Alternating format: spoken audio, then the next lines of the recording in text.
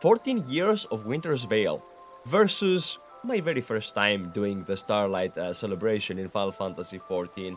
Let's talk about how it made me felt, and let's talk about how the comparison between these two events are much more intense than one we would assume. First, I want to start by saying that World of Warcraft is a goal-oriented MMO. It has an end goal in mind. You want to farm for the transmog, for example, or you want to get a mount, or you want to do the dungeon, or you want to unlock the presents, or there are specific things. You have some things set in stone. In Final Fantasy XIV, much like the usual game, the event was just an experience. It was not go do this to get X achievement, go do that to get Y achievement, go do Z to get another achievement, and in the end you get a mega achievement that says that, you know what, you have completed your holidays. In World of Warcraft, you need to be told that you have completed your holiday, your festivity event, if you will, right? Whereas in Final Fantasy XIV, there is no such thing.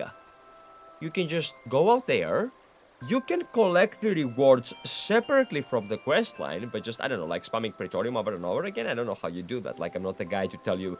I cannot give you a guide on how to farm the tombstones or, tombstone of whatever the fuck you call them, right?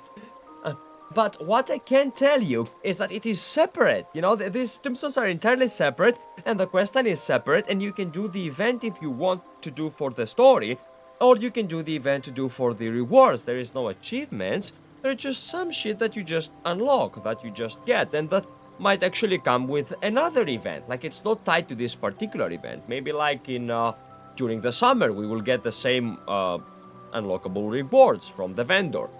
What I want to focus, and the important part right here, is that the game implores you to just go and have fun, go and celebrate. The changing seasons that you can see around us, look at this, look how beautiful this thing is. If I remove G-pose right now and I move towards there, you guys will be able to see the snow falling. So the weather changing towards snowy, the background changing, people wearing these festive outfits, all these things, which some of these can also be found in World of Warcraft, by the way, not just, just not the season change. And it's not in that extent as well. Builds mood. An example is, I don't know if you guys can tell by my voice, I am notoriously sick, but I couldn't resist just coming live after a few days on stream and just enjoy. I was gonna do the Gunbreaker questline, believe it or not, but instead of doing that, I was caught by this. And immediately, my spirits were uplifted, I feel happy. I am sick, a bit feverish, my voice is fucked up, so you guys can undeniably hear, but I'm happy that I streamed, and as always, literally once again, I will stop the stream once I do so, and I will be left with vibes of positivity, vibes of joy, vibes of feeling content. You do content, and you feel content. And it is delightful, really. Just 2 quests, and it was more than enough to tell me the story. On top of that, you can, after these two quests, after you get a mount, which is just a fucking motivation to go do it. If you skip the cinematics, by the way, the quests are literally 2-3 minutes long. If you skip all the dialogues, I wouldn't do that. I would never skip anything in FF14. It is. If you wanna skip it, don't do it and do it tomorrow. It's just good, After you finish the quest line, just the small line of quests, just 2 of them, you can just talk to this guy, and you can just go out and quite literally distribute presents, and you will just see how the game is inclusive to other characters, as in the leader of the Botanist Guild, the leader of the Carpenter Guild, how they dress up in those festive outfits, and they go out and distribute stuff to people. It makes the world feel more alive. The mount has a special effect, Action 2, says Dirtbag Dario, who is not really a dirtbag, by the way, he's a wonderful person, but that's besides the point. The important part is that the game feels alive because the questline is not as in local. It's not locked in a place.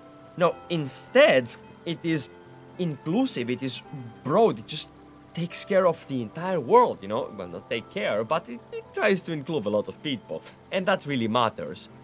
And right now, I want to just make one single thing that I feel the need to fucking mention that. You know, I stumble a bit on my words there, but it is what it is, yes.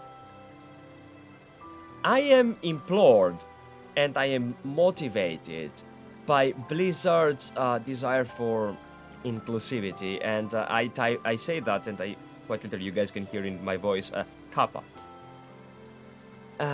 Why do I want to mention this? Why is this important to me? Who is the most masculine character in Final Fantasy XIV? Golbert. It's a guy that comes out wearing only his shorts. He comes out like a fucking big dick in the locker room. He has the pimp glasses. He has facial piercings. He's a Chad, okay? He's the Giga Chad of Final Fantasy XIV. And they dress him in this very same attire right here, you know? What is this thing? As you guys can see, it is a dress. It is a dress. I fucking loved it because it directly separated the concepts of what your gender is and what type of clothing you can wear. Maybe I'm looking too much into this, okay? Maybe I'm being silly right now. Maybe I'm just being political for no reason, alright? Maybe I'm not. I'm not the one to decide that. I guess you guys will be the ones to decide that and say what you think about this. But for me, it was an important moment because I quite like the message that this sends out. And in my eyes, my perspective, like the way I perceived it, you know, it made me feel nice as a man. You know, I identify as a man. I am a man, you know, and it made me feel nice as in, you know what I felt? I felt this sentence, that's how I felt, that a man is not really intimidated by what kind of clothes he's wearing. He just wears his clothes that he feels like he's wearing for that particular occasion. I liked it. And yeah, we're just gonna stop that part over there. Maybe it was just a silly mention. It is what it is, right? I will upload this contrast, this comparison on YouTube, by the way. It is a pity that after 14 years of World of Warcraft, not a single Winter's Veil managed to get me as much as FF managed to get me, like 15 minutes. I mean, I probably spent more time just doing this questline, but I'll be honest with you, it's just like 10 to 15 minutes maximum. It's no more, it's no longer than that, you know? And you will love it if you love, like, if you're a nerd, okay? And if you like wholesome stuff, I'm gonna drink some water. And if you like wholesome stuff, I believe this is the perfect event to fucking do. Yeah, I don't know, if you're watching on YouTube, like, leave me a comment, or, I don't know, like the video, or subscribe, or go watch my other content. I have a lot of FF videos because, well, hey, you know what? Turns out, and chat, bear with me, turns out, if you love the game you're playing, you love making content for it. Yo, like, you know, like, shocker, right? But yeah, I'll be leaving you that, so, thanks for watching.